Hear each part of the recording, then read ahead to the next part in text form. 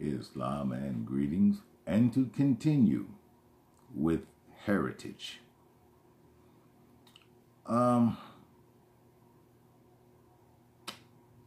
This should be of some import to you. Speaking of heritage, were you aware that a part of your spiritual heritage is being imbued with everything that the Creator has in him? Yeah, he put it in you. He put it in you. And in the last video, I was explaining to you about vibrations and the etheric plane. Well, let's take it a little further. I'm going to demonstrate these degrees to you. I'm going to demonstrate how Allah is in you. He put everything he got in him in you. More about the etheric plane. Again, because the ethers are so fine, you will not be able to see them with your naked eye. You just can't. You just can't. But, do you remember that time you were sitting on the couch, might have been watching TV, or reading a book or something, or even picking up that cup of tea to sip on it, and all of a sudden you jerk around, you jump with a start because you thought you saw somebody walk past the doorway. Do you remember that? Well, let me share this with you. You did see somebody. They were actually there. Again, the ethers are around you all the time, every day. You can't see them because you got eyes. You've got eyes. You can't see them. However, there are beings on the etheric plane. And remember, I told you before about vibrations and what they do. And you can raise your vibratory rate and you can lower your vibratory rate. However, when your vibratory rate is in sync with the vibratory rate of the etheric plane, and because you're not focused on it, that's when you see these people on the etheric plane. They're there. They're actually there. The reason you don't see them when you go to turn your head to look at them, you know, that's when they already walked past the doorway and scared the bejesus out of you. But the reason that you see them now is because you weren't focused on them. You see, but subconsciously, you saw them in real life, but because your attention was focused elsewhere, now that part of your third eye, that is what drew your attention to the doorway in the first place. Because your vibratory rate was in sync with the vibratory rate of the etheric plane.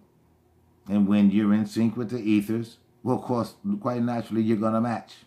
And when you match, you're going to see things that you wouldn't ordinarily see when you're focused on looking for something.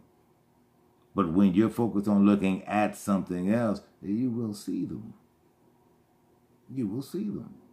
And that is because your vibratory rate is at the same rate as the etheric plane.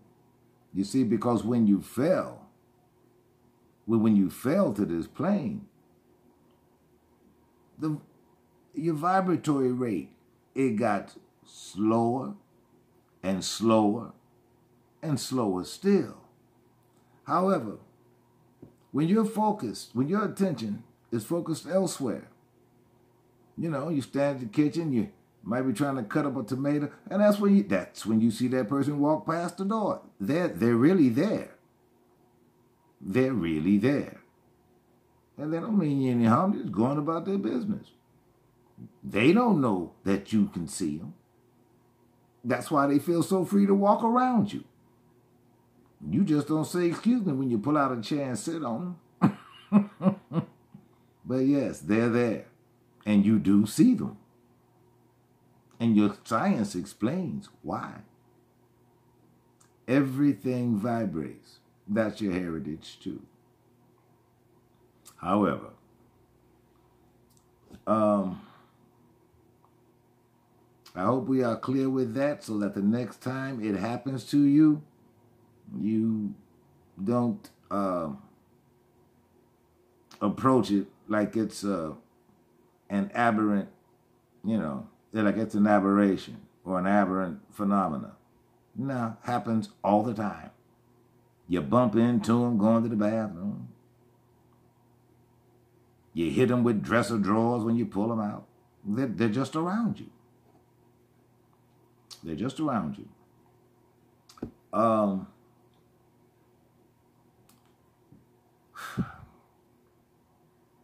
Your heritage is also in your name. And that is why your name is important. And the last example I gave about your name, it had to do with being in control of yourself, which means the second degree. And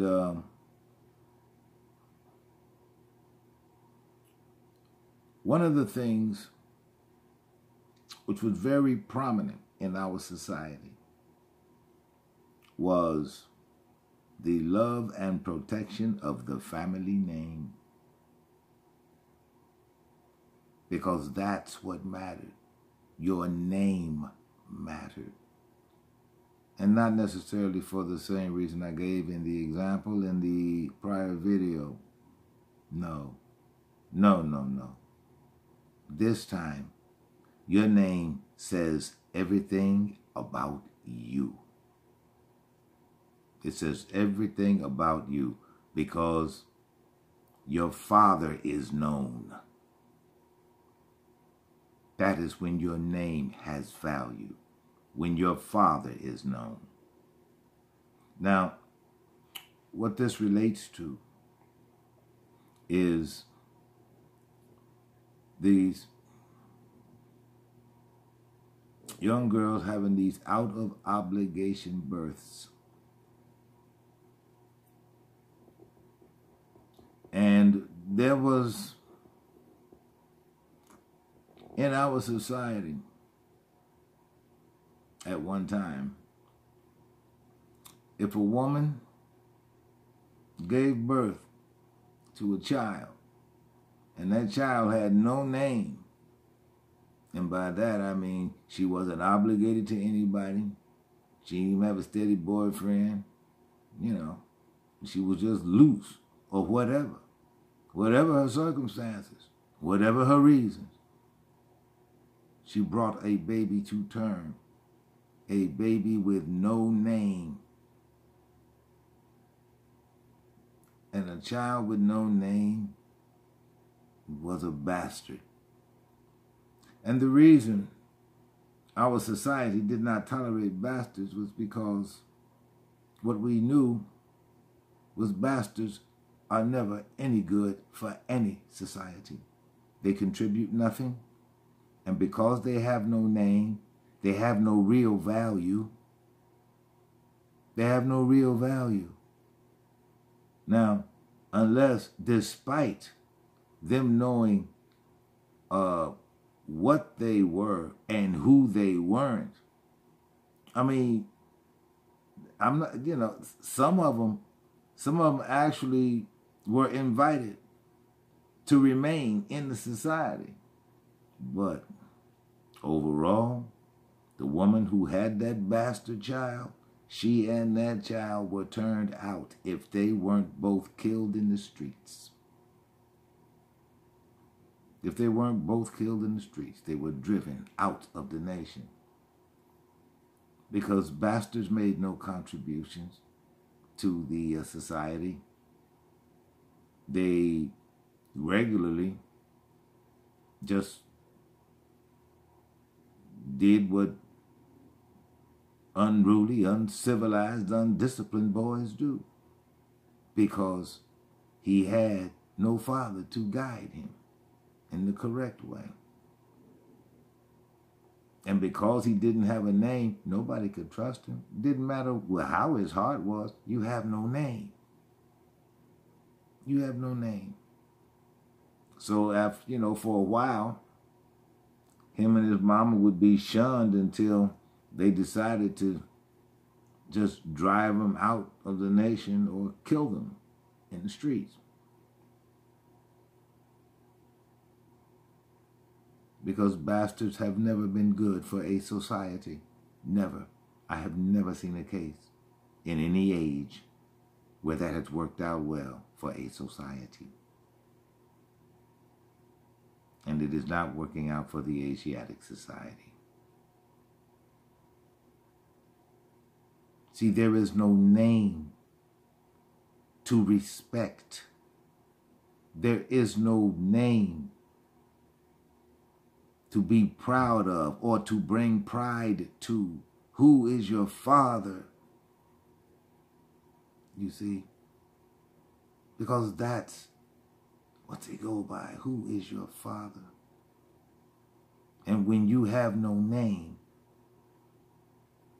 you were not wanted, basically, because you made no measurable contribution. The men of welfare are always getting your little ass, calling you up and taking you home to your mama. That gets old real quick. That gets old real quick. And today's Moabites, today's young Moabites, she's operating under the illusion that popping out babies is a new indoor sport. And she dooms her children.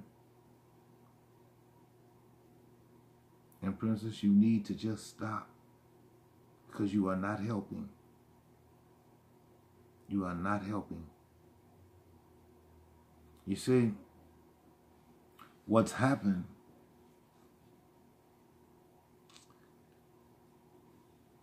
bastard birthers are being glorified and rewarded. And that's upside down. That is upside down. Because I don't know if anyone ever told the young Moabites this. However, baby showers are for married women. That is who has baby showers. Breeding bastards does not merit a celebration at all. Not at all.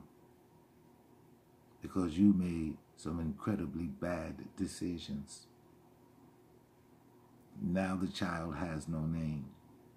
Your name doesn't count. It just doesn't. It just doesn't. His father's name is what matters. And when he has no name, he has no real value and no real future. And that was pretty much it was for the bastards of ages ago. And by accepting that kind of behavior, what in the world kind of heritage are you setting for them to glom onto and carry with them for the rest of their lives? It's the question. But that is about all there is this session on heritage.